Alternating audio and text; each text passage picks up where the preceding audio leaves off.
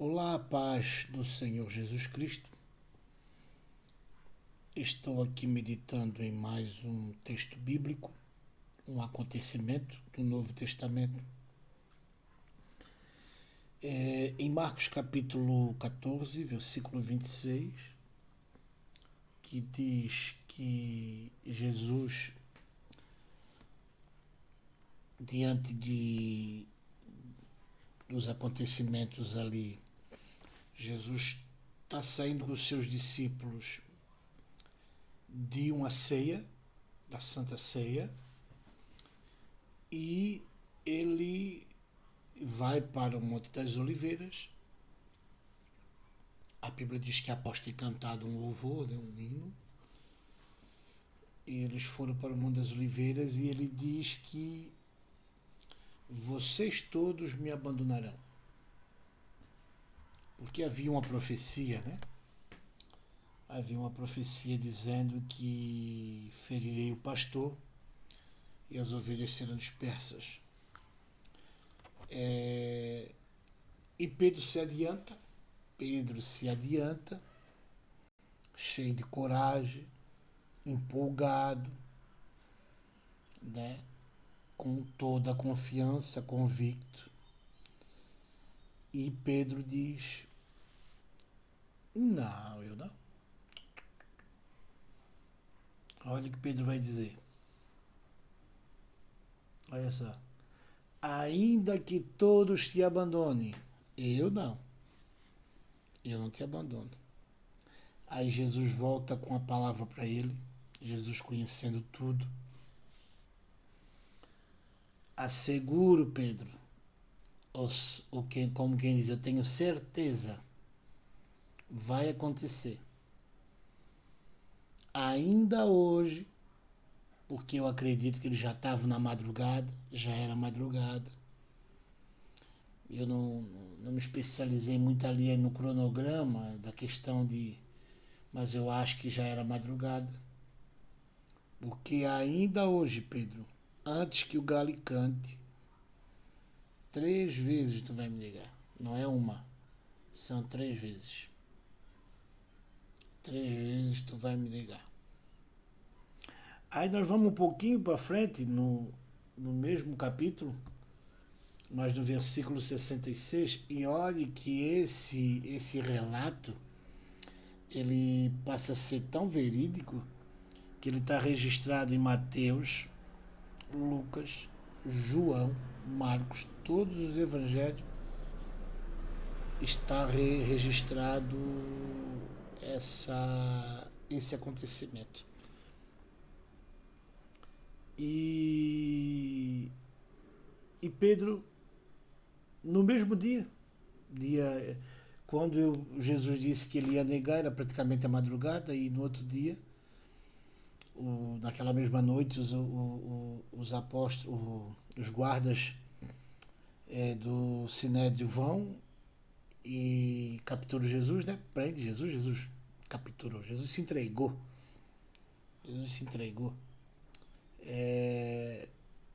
E levam Jesus preso, e os discípulos fogem, e Pedro acompanha a prisão de Jesus de longe, e acontece aquilo que Jesus falou aqui no versículo 66. 3 pessoas dizem para Pedro: tu era um deles. Depois outro diz: tua fala te condena, tu é galileu, teu sotaque, tu estava com ele. E Pedro nega 3 vezes. 3 vezes Pedro nega Jesus, dizendo que não conhece, vocês não sabem o que estão falando. E depois disso, o galo canta. Quando o galo canta, aí Pedro chora. Uma das coisas que mais me chama a atenção aqui são períodos, né? Períodos da vida da gente. Espaços de um dia, de horas. Em um momento eu estou todo eufórico, pronto para encarar tudo na minha vida. Aí houve uma mudança de situação, uma simples mudança de situação, e eu já mudo completamente. A coragem foi embora, a euforia foi embora, a convicção foi embora diante de uma situação. Aí, diante da situação falha, aonde nós sentimos e o coração muda porque ele desfalece, porque nós antes Pedro tivesse ficado quieto, né? Antes Pedro tivesse ficado quieto. Mas não por impulso, ele tomou uma posição, claro, como exercendo uma liderança depois de Cristo. Não, eu estou contigo. Mas diante da outra situação, a qual ele nega Cristo 3 vezes, ele vem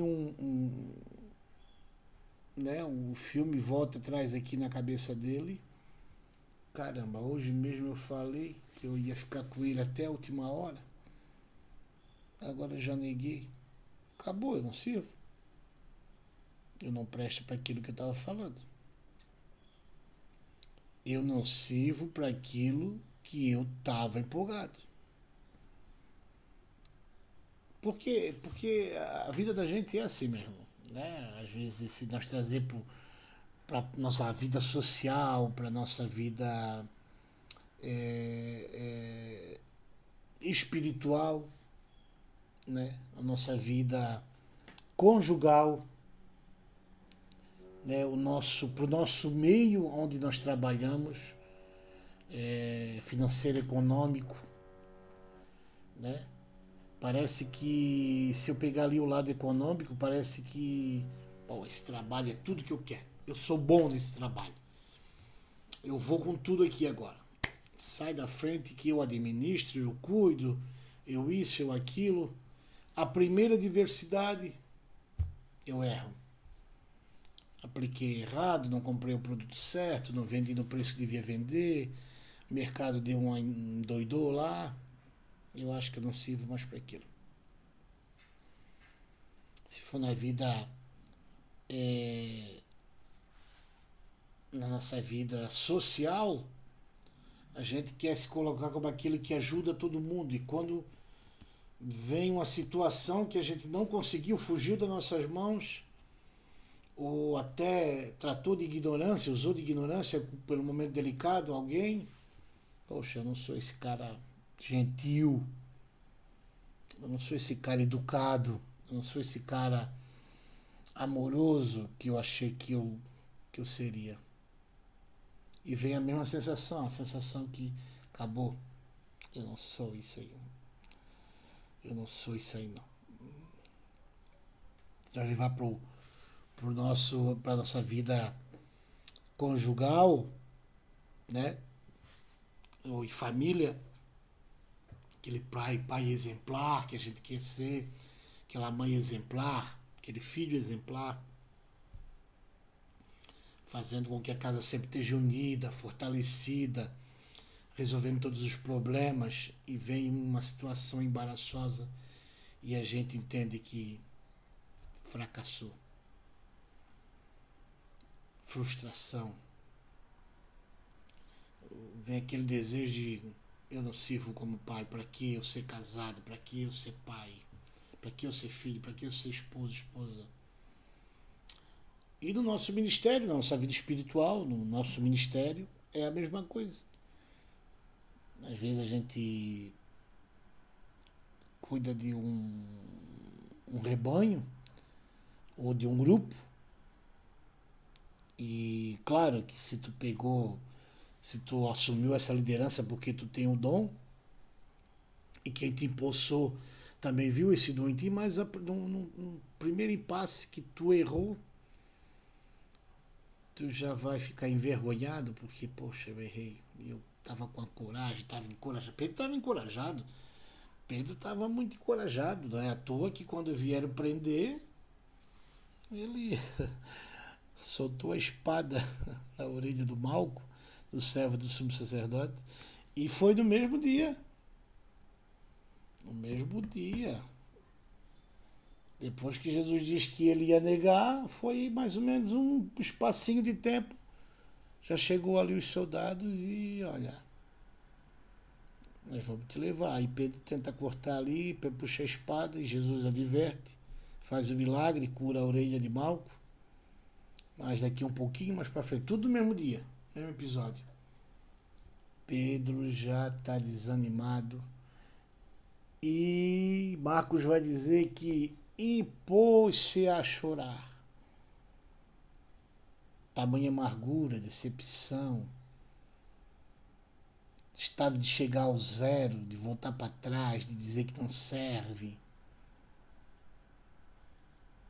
A verdade é que aqui, ó, quando nós chegamos aqui, ó, no capítulo 72, que Marcos vai dizer, no versículo 72, que Marcos vai dizer, do capítulo 14, Marcos, versículo 72, que Marcos vai dizer assim, ó, e pôs-se Pedro a chorar. Quando, olha a decepção, amargamente, sabendo que não alcançou o objetivo. Aí vem para dentro do coração a amargura, dizendo: eu não sirvo, eu não presto, eu errei, eu falhei naquilo que eu disse que eu era bom. E a sensação de que é o fim vem. Acabou. Findou. É essa a sensação. Só que quando tens a tua vida com Cristo é diferente. Quando tu tens convicção da tua fé em Cristo Jesus, é completamente diferente. Algumas coisas dão errada, algumas coisas tu não vence, tu se decepciona. Só que o sentimento de acabou não é esse. O sentimento é o de só estar começando. E eu te provo por quê. Naquele momento que Pedro está chorando amargamente e todos os discípulos fogem, correm, se escondem com medo, e Jesus é crucificado, e 3 dias depois, Jesus ressuscita dos mortos. As mulheres encontram Jesus ressuscitado, e Jesus diz assim, ó, avisa os apóstolos. E a Pedro, não queira tu imaginar como estava Pedro esses 3 dias. Sentimento de culpa. Esses 3 dias, até a ressurreição de Cristo, da negação, dele ter negado a Cristo, acho que deu mais de uns 4 dias até Jesus ressuscitar, porque da onde ele negou, até Jesus ser julgado, condenado, morto, ressuscitado, acho que levou uns 4 ou 5 dias. 4 dias pelo menos. Não, acho que foi os 4 dias mais péssimos de Pedro. Judas chegou a se matar. Judas se matou. Que amargura que viveram os apóstolos. E é o sentimento que às vezes nós temos quando nós parece que somos corajosos e erramos e perdemos a coragem. E esses 4 dias, até Jesus ressuscitar e dizer para, acho que foi Maria Madalena ali, né, que viu primeiro ali, avisa Pedro que eu vou me encontrar com vocês. Avisa os irmãos e a Pedro. Ou seja, eu quero que Pedro esteja lá. E Pedro cá escondido com o sentimento que tinha acabado tudo. Eu não vou ser mais líder de ninguém, nós não vamos fundar mais nada, não vamos defender mais nada. Os milagres que ele disse que nós ia fazer, não vamos fazer mais, porque eu errei, eu neguei ele. Eu neguei o meu Senhor. Eu neguei que ele era o Cristo, eu neguei que eu era amigo dele, eu neguei que eu estava com ele, eu neguei que eu preguei com ele, eu neguei. A sensação de Pedro é que tinha acabado. Aí Jesus ressuscita e diz para Pedro, Pedro, não acabou, só está começando. Aí Jesus aparece a eles. No Evangelho de João, acontece uma coisa maravilhosa. Segundo os historiadores, Jesus apareceu, a Bíblia também fala, que no espaço de 40 dias ele apareceu. Apareceu para os apóstolos, depois apareceu para os apóstolos junto com Tomé, apareceu para Maria Madalena no túmulo, apareceu para os 2 discípulos no caminho de Emaús e apareceu na praia, no capítulo 21 do Evangelho de João, ele aparece na praia para alguns discípulos pescando. Aí do versículo 15 do capítulo 21 de João, ele diz para Pedro, pegaram os peixes ali, comeram, botaram na brasa. Jesus ressuscitado. Jesus já morto e ressuscitado. Tu me amas? E Jesus não pergunta uma vez. Ele pergunta 3 vezes. Tu me amas, Pedro? Então cuida. Ou seja, Jesus está dizendo, Jesus está confirmando. Quando me negou, não acabou. Estava começando. Eu quero te dizer que tu é fraco, sim. Eu quero te dizer que tu não tem essa força tudo que tu acha que tem. Tu não é aquele todo-poderoso super-homem. Pelo contrário, o todo-poderoso é Ele, é Cristo. E foi essa lição que Jesus disse para Pedro quando ele negou. Olha, tu é fraco mesmo. Só vai ser forte se eu estiver em ti. Tu só vai ser forte se tu meditar na minha palavra. Tu só vai ser forte se tu orar, jejuar, se entregar. Entendeu?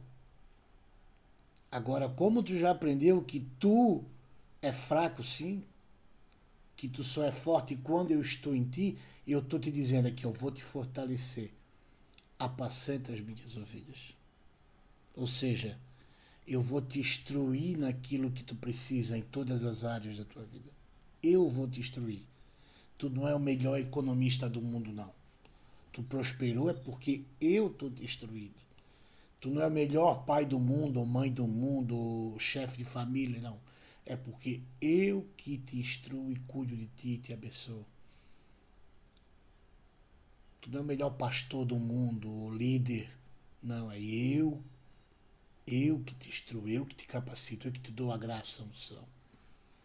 Então por isso que quando tu fracassa, tu fraqueja, não é o fim.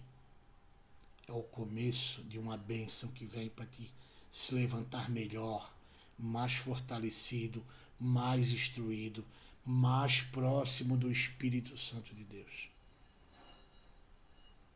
Pedro achou que tinha acabado, mas não era o fim. Era o começo de um homem que, no final da sua vida, assim, glorificou a Deus pedindo para morrer de cabeça para baixo, porque não se achava digno de morrer igual ao seu Senhor. Fez muitos milagres, levou o Evangelho e morreu glorificando a Deus. Deus abençoe.